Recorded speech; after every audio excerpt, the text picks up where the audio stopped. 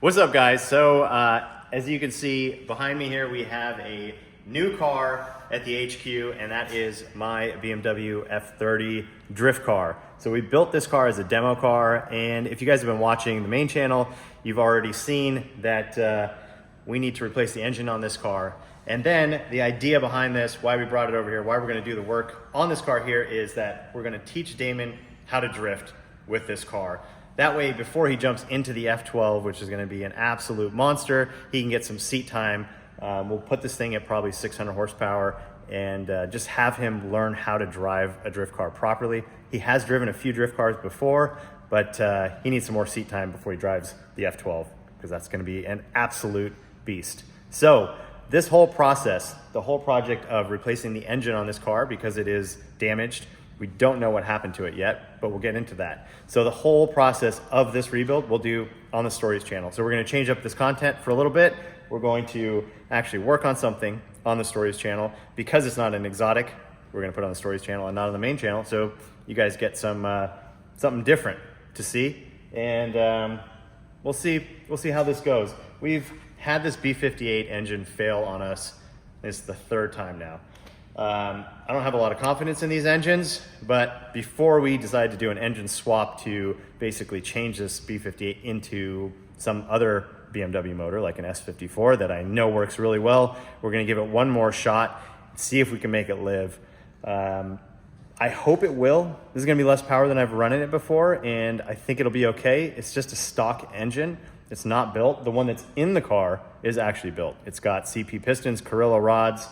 We actually just had the head rebuilt, some port work done on it, a SuperTech valve train, all this stuff, and basically started it up and ran it. It was sitting outside in the parking lot running for about 10 minutes, and I heard a noise coming from the top of the engine. I believe that there's no oil getting to the top end for some reason. I don't know if something was plugged up in the head or if a head gasket wasn't drilled properly and it plugged up one of the oil passages. That's something we're just gonna have to find out, because on the gauge, we had 90 pounds of oil pressure. We cranked it over before we started the engine, built up oil pressure, everything looked good. So I have no idea what failed, and that's been kind of the issue with this engine for us. We haven't really figured out the recipe yet. Some people maybe have, maybe not. I don't know. I haven't seen a whole lot of high horsepower B58s that run reliably without blowing up. So we're gonna get into it, but first, it is lunchtime, and to make that decision a lot easier for us, good or bad, we've got a, this wheel that's gonna decide what we're gonna eat for lunch. And I hope it doesn't say do it yourself at DDE today, because we wanna take this thing apart. We have to go to the market and buy all this food and prepare a meal. I don't even think, do we have pots and pans here, Tim? We do. We do? We do. Okay, well, we're one step closer. We have no food, we have pots and pans. So, Tim, you wanna give that thing a spin? What are you looking for, Mike? Something vegan. I don't want to get my hopes up. Let's see. It better not be vegan. You're putting No vegan. bad vegan. No vegan.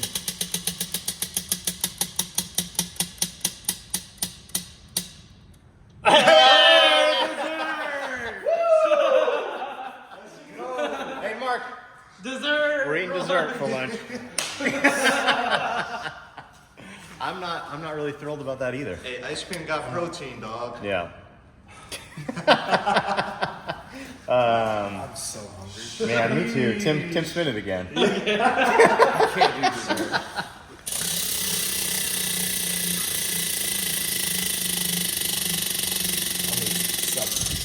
I know, right? I'm like, I want something like pizza sounded good, Mexican food sounds good. I want a chicken sandwich. I'm not gonna Chicken sandwich, that's also It's good. carbs. You gotta hope that it lands on chicken sandwich. All right, well, Mexican's all right. We can do something like that. Yeah. Now we have to decide what Mexican. I don't know, dude. My brain's fried right now. I'm using AI to edit reels. And it's fun. It's like I'm saving myself hours and hours here. So that way the time that I told Mike I'd be done at is actually realistic this time.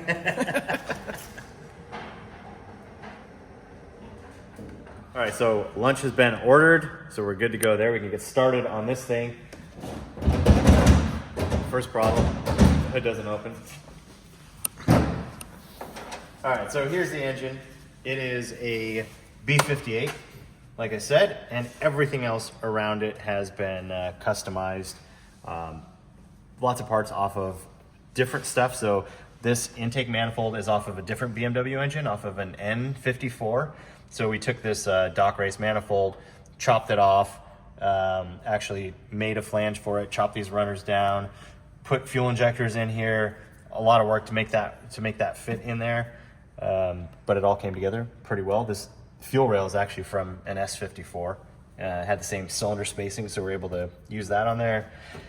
Lots and lots and lots of work, but now it's got to come back out. So first step is to drain the oil, drain the coolant, drain the power steering fluid, and start pulling off some of the stuff on the front end. Disconnect the intercooler, disconnect the power steering lines, and then we will pull the whole front end off. Bumper with the bumper skin, with the headlights, and everything will come off. So we'll just pull it off from these bolts here and the sides, and then we can, actually there's some more bolts down there that hold these bumper kind of beams in place. Get all that stuff out of the way, and then we'll be able to access the engine. So I'm gonna have Tim get to work on this thing. He knows this car pretty well. He's actually pulled the engine out of it with me, I think 3 times now, Tim? Yep. So yeah, start getting this thing torn apart and see what actually happened to it, what caused it to fail. We have to take a lot of stuff off of this engine to swap over to the other engine that we got. The other engine that we bought is, well, it came out of a wrecked car. Got it on eBay, and it's got some damage on it. So the oil pan is cracked. It's got some cracks in here. It's kind of hard to see, but it's got smashed here. Oil cooler is damaged, but this is gonna have to get replaced anyway with a brand new one, because I'm guessing there's probably metal debris inside of that oil cooler, and I don't want to take any chances recirculating that debris into this engine and causing another engine failure. So we'll have to change that out. I think the valve cover is cracked also.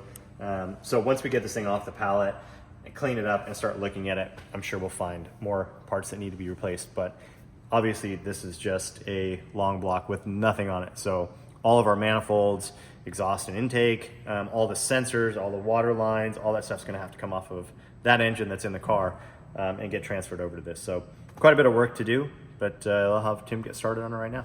The valve cover was bad. The diaphragm was bad, and the other one, that's what I was smoking. Is it different? This is a new one. Oh, it's a new motor. Yeah. Replaced Oh yeah, we replaced the valve a cover. couple motors ago. Huh? Yeah. Yep. Sheesh. So we'll put this thing up and then probably drain the oil and the water first before we start pulling anything off of it. All right, Sam, have fun. Oh, I will.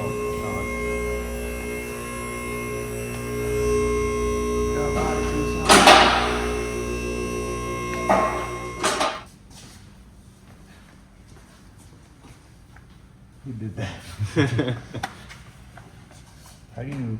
Oh, they're like a double adjustable, so it's got 2 threaded pieces. So this one probably just stuck. Oh yeah. Yeah. They're not loose though, so they're at the same height or close to it. Mm-hmm. See if anything sparkly comes out. It's green and clean so far.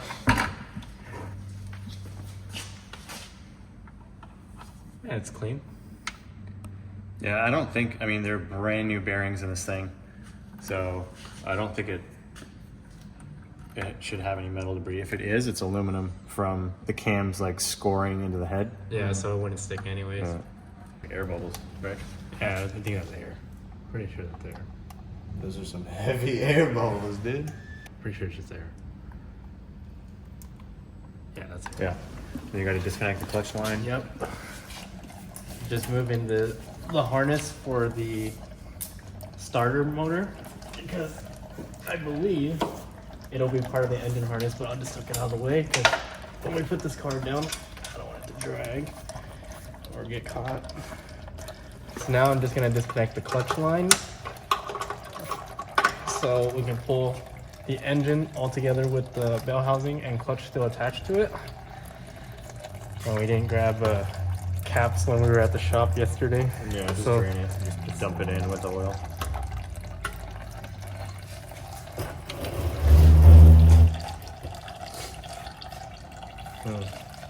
situation. It's gonna drip. Just brake fluid. Yeah, I'll just put a rag down. Later. Bucket. Extra bucket. Always keep an extra bucket. Cool. So now it's down at a workable height while that's still draining. We'll pop the oil cap so the oil drains faster, hopefully. Ah, it's on there super tight. Okay, we'll just let it drain. Food just got here actually, so we'll eat lunch and hopefully the oil's done draining after. We still have water to drain. And that's about it, I think. We'll also have to drain the power steering, I believe. Yeah, that's full. So we'll have a couple more fluids to drain after lunch. We'll pull the wheels off, take the front end off, and just start taking everything out of the way so we can pull the motor out. All right, so we're back from lunch. It looks like the oil is pretty much done draining. So I'm gonna go back up a little bit. I'm gonna crack the lines on the power steering cooler here and start draining that. And I think we can also start draining the water from the car. So let's get cracking on that. So I'm gonna put the drain plug back in now that the oil's done draining. Just loosely. And we're just gonna crack a line on the power steering cooler here. There we go, it's starting to come loose. There we go.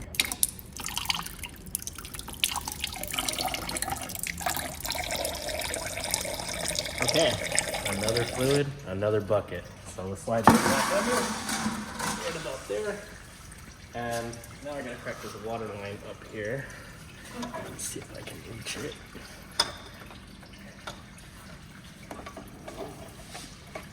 It's real hard to see a black fitting in a dark engine bay. This wrench doesn't get big enough, so we have one more bigger wrench. Hopefully that's the good one. Yeah, this one should do it. We unfortunately don't have AN wrenches here at the HQ yet, but eventually we will, because the F12 will get the same fittings on its water system. So eventually we'll have AN wrenches here too. But for now, I'll just have to make do with this. Let's get these wheels out of the way. Without the proper AN wrench for that fitting, you can still use a regular wrench, but it has to be the right size, right? But the only wrench that we had that would be big enough to fit the Dash 20 was this super long Husky wrench. And it was getting caught, but I finally got it cracked loose enough, so I should be able to get it off now. Yep, it's turning, and we should see all the water come out of the cooling system on the car, which is probably about 3-4 gallons, so quite a bit, but nothing too crazy. There we go.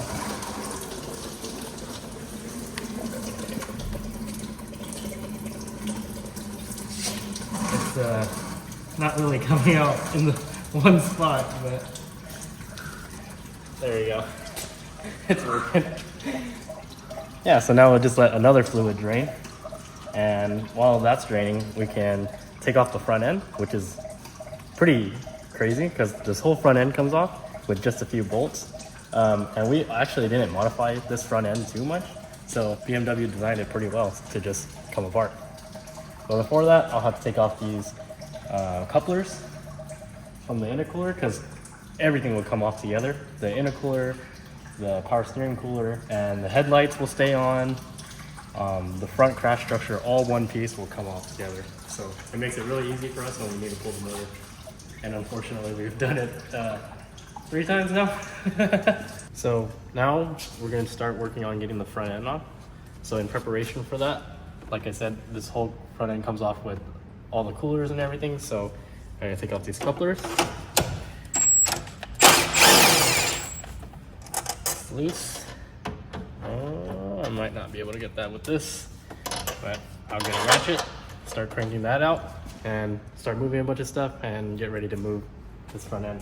All right, so on this side, I forgot that this intake filter has to come off because it's really in the way. I thought I would be able to leave it till the last minute, but we'll just get it off real quick. give you guys a little look at the turbo. It's the same brand turbo that's going on the F12. I think it's actually a little bit bigger, I believe, on the back side. But yeah, it's the same brand, same style turbocharger. Pretty big, it works pretty good. Spools really fast. Come on, Tim. That's right. Clip. Clip. Clip. How's it going? Not too bad. How's it going with you? Oh, it's going great. You We enjoying didn't your get to. I am enjoying my life. We didn't get to get started as early as we wanted to. How's that turbo? Still spinning. Yeah. Yeah. Yeah. Still looking good. Yep. I really like the engine bay of this car. It's very clean. Thank you. So did you cut all this out in here, or? No, actually, that's how the chassis is. It had some Really? like plastic wheel liners that would cover that up, but it was already, yeah, it wasn't like That's a cool. steel tub like a lot of cars have. New cars marked plastic. This is plastic. It is. This is plastic. All right, we'll get a little bit of main channel action going, and I'll let you guys get back to your build. You got it. Oil hands. Okay, next step. I already got all that disconnected. The lines from the power steering cooler are disconnected. Now just disconnect these headlights. Let's see how much of a pain they want to be. Easy today. Really easy today. That's good. Get it out of the way so it doesn't get caught. Then the same thing on this side. I already disconnected the underglow because this car has underglow, and we put it right under where the intercooler is. So that is now disconnected. All that's left is the bolts holding on the front end, and this whole assembly should slide off. What I'll do is, I'll show you in a little bit, but I'll take the jack, put a piece of wood, put it under, and then once all the bolts are loose, we'll pull the whole front end off with the jack, and we'll be able to see the whole front of the engine, and you'll get to see this whole front assembly, like how everything is put together and sticks together when it comes off. All right, one side, other side's the same, and then once I get the bumper off of the fenders, it'll be these 3 bolts right here that hold on the whole front assembly, and then the last 2 up here, and the whole thing should just slide off.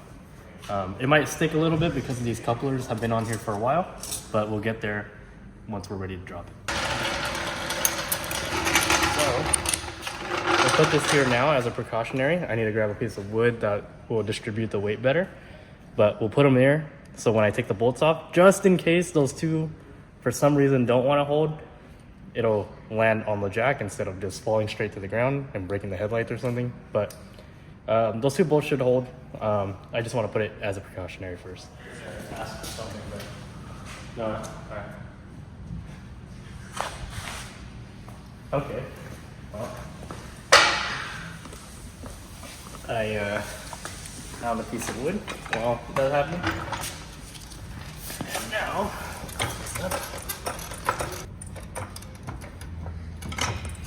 all right, so now 3 bolts on this side, 3 bolts on the other side.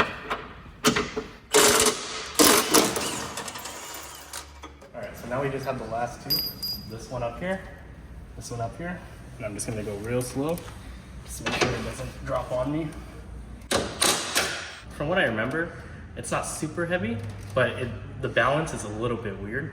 So I don't know exactly like the perfect like balancing spot, but it's also going to stick on these clamps.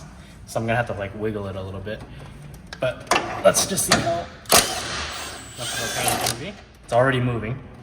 Because that could be a good thing, could also be a bad thing. So, all right, let's see how this goes. All right, she's out. So now, I gotta grab this bumper and lower it. Lower.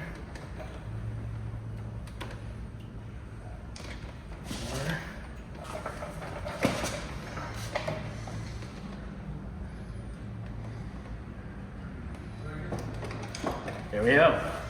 That's the whole front end off the car. Pretty crazy.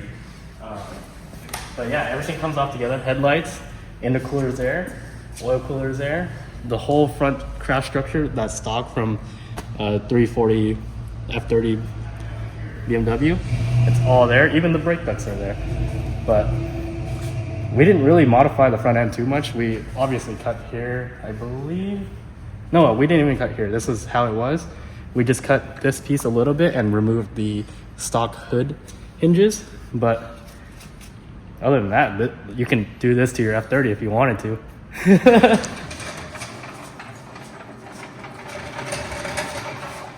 I brought you a present. I don't want it. I don't want it to. So now that we have the intercooler off, the core is open to the air, and you do not want stuff to get in there because otherwise once you start it up, it'll just blow through and go straight into your engine. So I'm just gonna cover it up with these bags. I'm gonna get a bigger bag.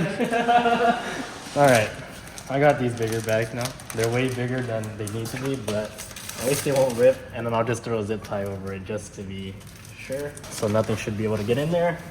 We'll do the same with this side. There we go. Maybe we'll just put it out of the way for now and then keep going on the engine removal. Okay, so next step, we'll get the exhaust out of the way. So this one's pretty easy. It's just the O2 sensor and then the V-band, and take the downpipe out of the way. These dump tubes for the gates are a little bit more tricky. So what I remember is this one comes off altogether with the gate, so they can stay together, make it a little bit easier. And then this one, actually the gate stays on the manifold, and we're just gonna take the tube off. So let me get the tools for it because I remember it being like a weird size. And then once I get that off, we'll pop them off, move them out of the way, and we'll see what the next step is after. So, like I said, I remember it being a weird size, and it's standard. It's imperial size, and we mostly have metric here because all the exotics, for the most part, are all metric hardware. So we do have standard Allen wrenches, which is the head on this bolt, but the nut, I'll have to check because there is a tool case here that Dave and Damon had from before that has some American standard sizes. So we'll have to hope that there's something basically this size, it's in between an 8 and a 7 millimeter to hold on to that little tiny nut so I can break loose the Allen. I don't think an adjustable would fit in there, so let's just hope that we have something here and we don't have to go on a run just for one wrench.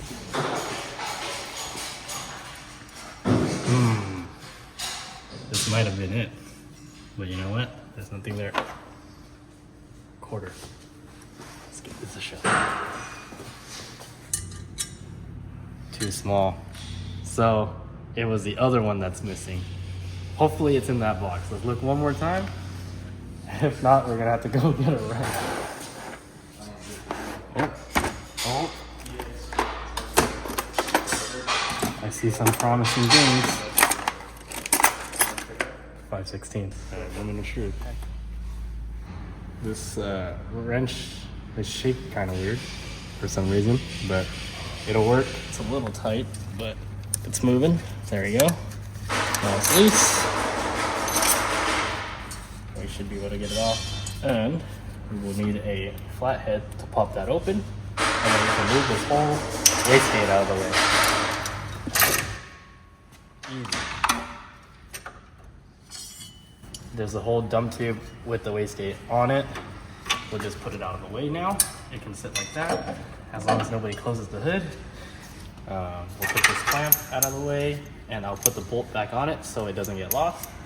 And then this one, instead of doing the same as that where we take the whole gate off, because this one's a little bit harder to get to, we would just be able to get right in there and get the actual tube off by itself.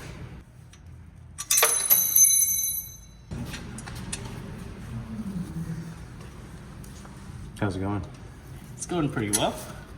Just using these Husky tools that were left over because it's standard for the gates. Oh, for the wastegate clamps? Yeah. Yes. So luckily we didn't have to leave to get one wrench, but that's cool. This plug is melted. Oh, gotcha. That's right.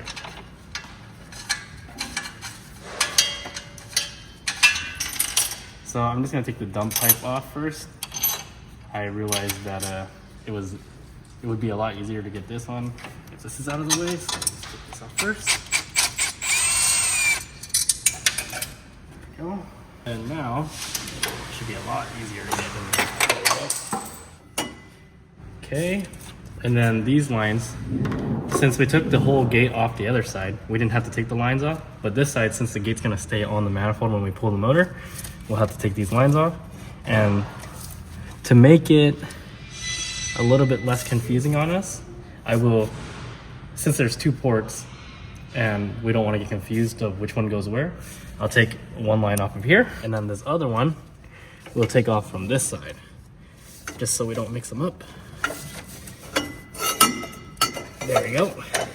And then that will stay on the gate when it comes out, and the other side will be here for when we put the new motor back in. So that is out of the way. And this side should be pretty much good to go, other than the motor mount. Okay, this strut brace has to come off because it's in the way when we put the chain on it, and also it'll make it a lot easier just to maneuver in and out. That's out of the way. The next step, we're gonna take off the intake manifold, but before that, we're gonna have to disconnect the fuel lines. Once the fuel lines are disconnected, we will disconnect the connector wires from the injectors, and we'll pull the whole intake manifold with the fuel rail and injectors in it. Lines disconnected. Is it gonna get messy? Is there still stuff in there, or should it be clean? Oh, it's gonna dump fuel all over the floor, Mark. Nice. But you know what? It's ethanol, so it's environmentally friendly. Mike's precious fuel will be on the floor. Ooh. Yeah, just a little bit of ethanol. Should I get the torch? Yes. The motor's already blowing. You're doing a good job, Tim. Thanks, Mark. I appreciate you being nice to me. Why are you guys being weird? Dude, don't make fun of Tim.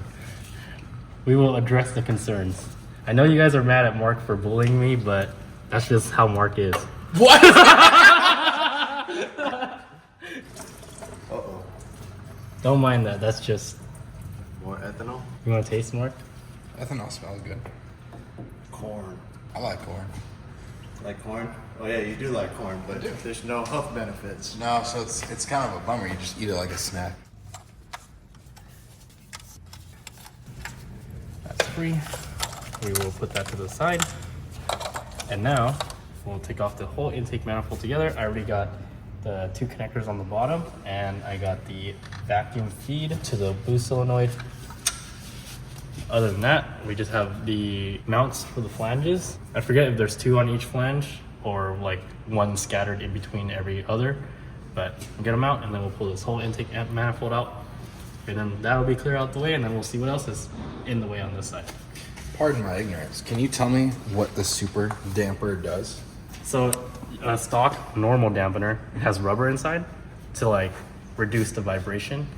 So when you're driving a normal car around on the street, the normal average person is going to be like, oh, my engine shakes too much, I don't like it. Okay. Right? So this car is solid motor mounts, and this is perfectly balanced, and one well, actually this one's 2 pieces, but usually they're like either made out of 1 solid piece or like maybe 2-3 pieces, but they're all solid, no rubber, no dampening. Yeah.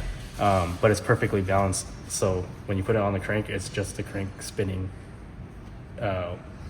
balanced the way the crank is. Yeah, no, taking the vibrations out of it or whatever, but it's just less stuff to fail basically, because the rubber usually fails after a long time and would heat, and it would separate, and this would come off. The engine would still turn, but then you'd lose like your water pump, your alternator, whatever's connected to it. So this just makes it simple, easy. Sick. Thanks, dude.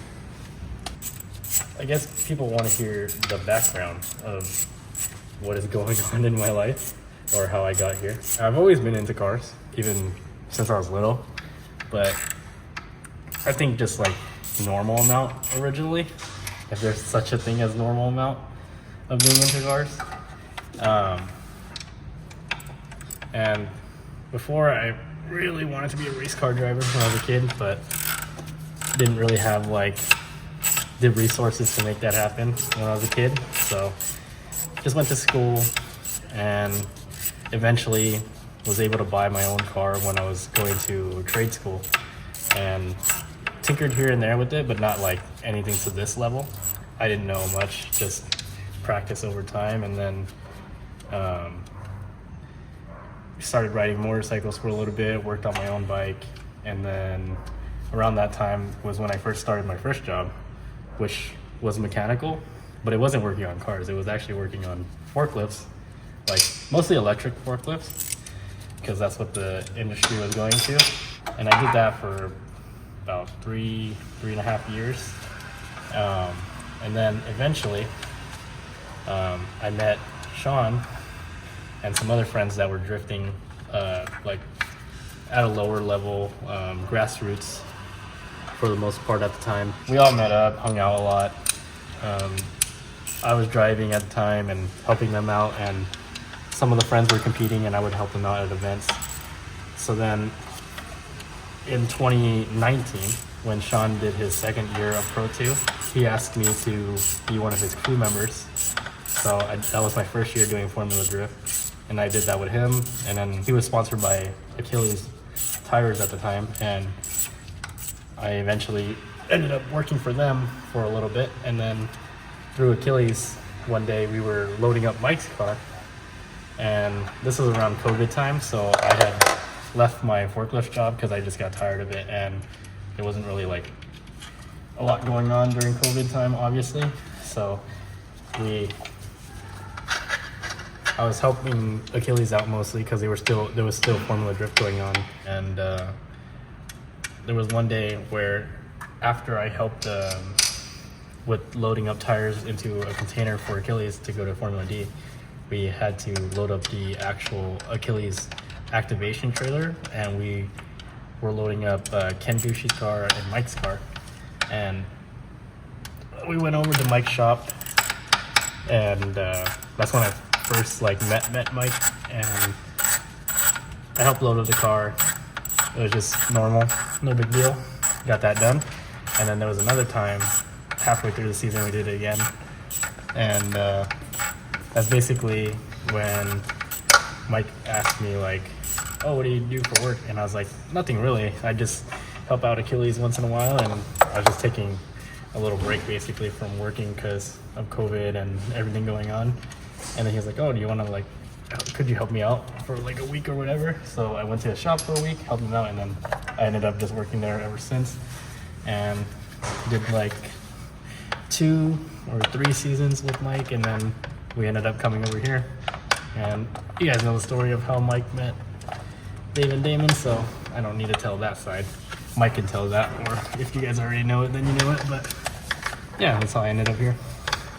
So I guess a lot of my mechanical knowledge and like learning how to work on cars probably came from my high school auto shop. My high school actually had a really good program and a really great teacher at the time. I heard that he recently just retired, but yeah, the program was really good. Like we basically worked on customer cars, even though we aren't supposed to have customers because it's a school, but we were basically doing it for free, and like did it for other teachers and stuff, and they basically just paid for parts, and then we got to work on them as like for class, you know?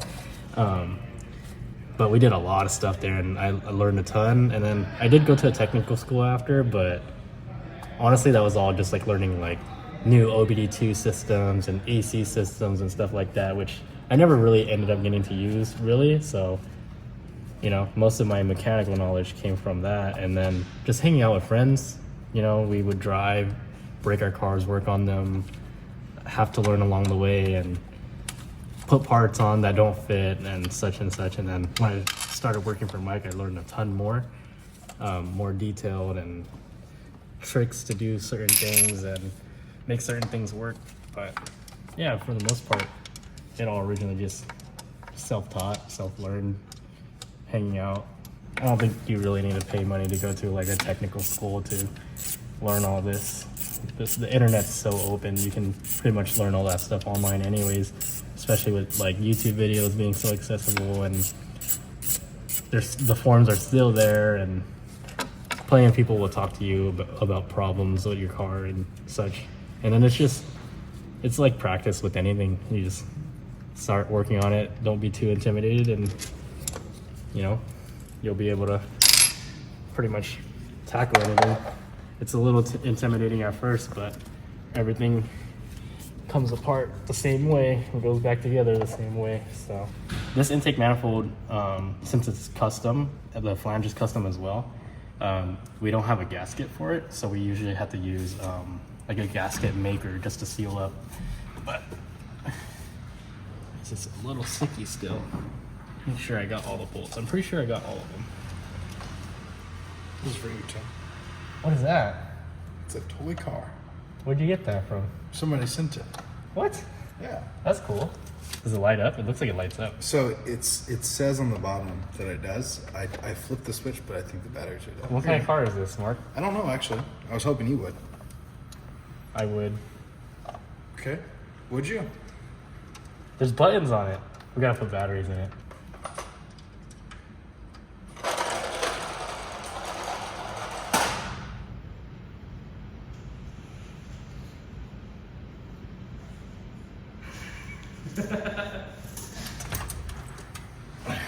So now we have a little bit more room. This water line's off, but now I can get to this one right here. Get that one off. We will clear this out of the way. The cool thing about this engine harness, like on a normal street car, when you're doing an engine swap, you would have to disconnect every connector, every plug, and then move the whole harness out of the way. And it's like tedious and a pain, and you have to remember where every connector goes sometimes if they're not different. But this custom racing harness that we made, it's all one connector here. Twist this, bam. And this whole engine will go together with this harness, and that's the only thing we have to disconnect. Since it's super easy like that, we will also do the same on the F12. We might put it in a different spot and lay it out a little bit nicer, or change things up here and there, but for the most part, it's going to be all mil-spec connectors and quick connects and make everything easy in case we have to pull out the motor. Hopefully we never have to, but if we do have to work on it, we'll make it super easy. Pull that off. Uh-oh. Uh-oh. Oh, no. Uh-oh. Huh. Don't do it. Let's put this back on for a second. All right, pulley time. There you go. Okay, next up after the power steering pump pulley is the actual pump. But I'm gonna take it off from the actual bracket itself so I don't have to separate it, because all that's gonna go onto the new motor. Bracket heads are cool when they're cool, but okay, that's the top one. There we go.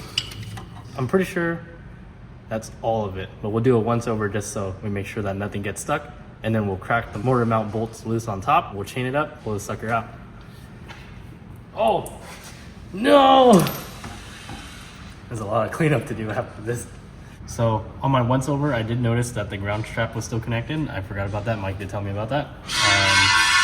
So I just disconnected that. That's out of the way. It looks like everything's clear now.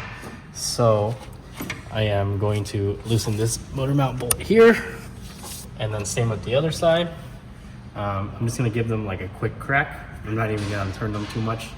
And then we will grab the chain from in there and then see if Mike has a solution for clamping this, because I noticed on those chains that we don't have a hook or anything yet. So we might have to do like a 10 mil or 8 mil bolt with the washer, and same with the back side. So here and here, and then we can put it on the hoist and pull it out. Oh, that's tight. I'm really afraid of pushing hard and then smacking my hand against this this tower right now. Oh, good thing I put my hand out like this. And yeah, it's loose now. Yeah, it's loose. This side, I might just crawl under and put the wrench on it directly with just a socket, no extension, and then just pull it real quick and get it cracked. There we go. I'm just gonna double check the bottom of this side, and then make sure 100% clear, and we're ready to go. Okay, so I just got the last of the harness out of the way, so that starter harness was hanging down, and we had it tucked under the water lines. I just pulled it up, put it on the side of the motor, and now everything's clear. I just need to grab the chains, and then we have to figure out if we're gonna use a bolt and washers, or what else we have here to actually connect to the pull points, and then we're good to pull out now. That's the only cool thing about this motor. I The know. little flange system. Quick release exhaust system. That Milwaukee, dog.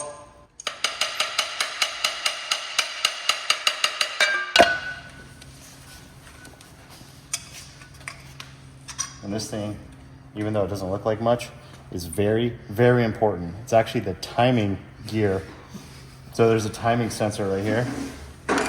And without this being in between the crank and the flywheel, the engine, well, basically the ECU won't know that the engine's turning. So it will not start. Let me tell you a story about that. Tell it. Dude. You guys didn't put it in? Yeah, they didn't put it in, and we're like troubleshooting all this stuff for like, I don't even know how long. I think I remember that. I think I remember that, 'cause You're the one that said, Yeah. you had to like pull everything back out, put it back in. Yeah. Yeah. It That's was like crunch time trying to get the car done. You guys were cranking it and they were like, we're just not getting any crank signal. Like we see cam signal. They had a Motec on that car also. And like nothing. I'm like, you check that ring on the back of the crank? Oh, the one that's sitting on the bench Yeah, right you now? mean this one? Dude. That's why Alright, now you do the other one. Oh, dude. Engine is out. Now, next step, tear into this engine and see what happened. Hopefully, I did not make a mistake. I hope it's something else because I feel really bad for all of you guys to watch this and find out that I did something wrong. It's never happened before, ever. I never make mistakes.